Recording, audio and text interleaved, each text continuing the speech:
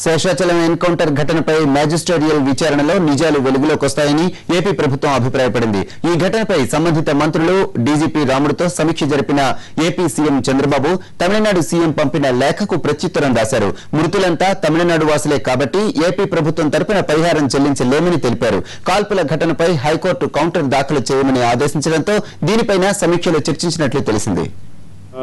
ఇది judicial enquiry కూడా వేయడం జరిగింది. దీని మీద ఇప్పటికే విషయాలన్నీ కూడా మేము 4-5 సార్లు మీడియాకి చెప్పడం జరిగింది.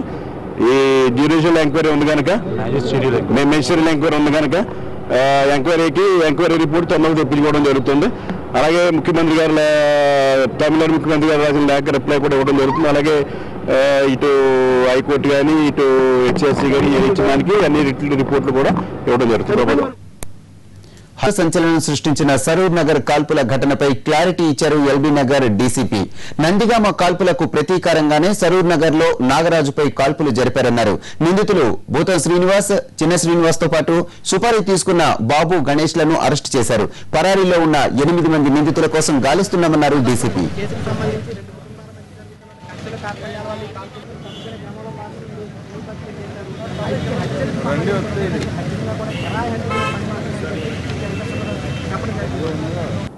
ఈ టోటల్ మ్యాటర్ బిలాంగ్స్ టు ఇది మొత్తం matter east Godavari Eluru, west Godavari Eluru Digurapeta academy village matter ఉంది. ఇది మొత్తం మ్యాటర్లో రాజంగి బిట్వీన్ 2 ఫ్యామిలీస్. ఒకటి తోటపాటి నాగరాజు ఫ్యామిలీ, పక్కన సైడ్ లో